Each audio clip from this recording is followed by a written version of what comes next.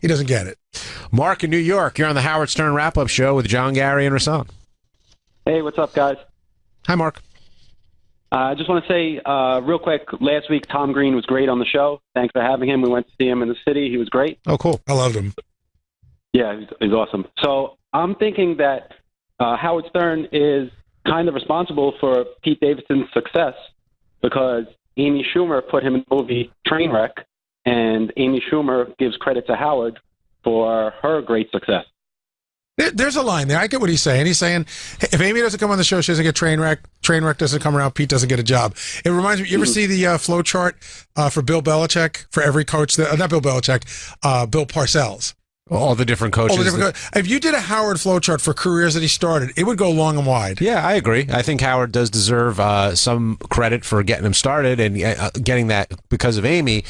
But wow, talk about, I mean, he does Trainwreck. He's barely in the movie. He said he improv with Hader for 15 minutes. Hader makes a phone call to Lorne. He gets the SNL audition.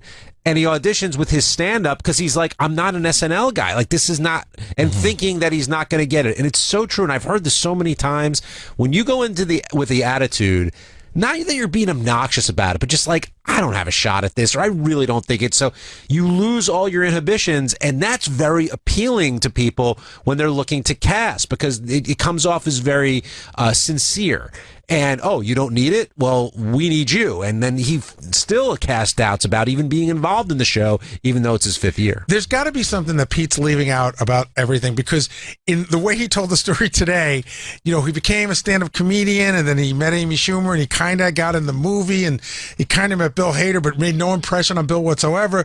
But Bill told him, suggested him for SNL, and he went to Lorne and made no impression on him whatsoever. It's almost like he was a little too humble, right? No, I don't think he's too humble. I think he believes all of that. I just think that I believe he thinks everything he said today is true, and I do believe it. I think he's got to have a little bit more going for him than he thinks.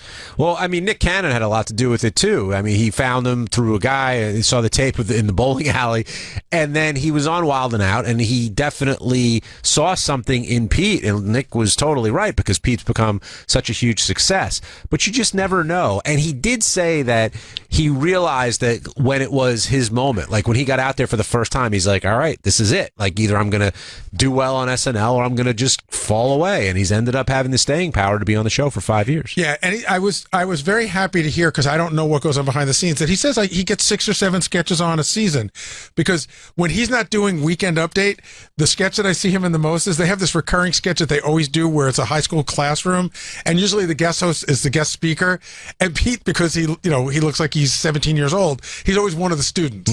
They ask one question.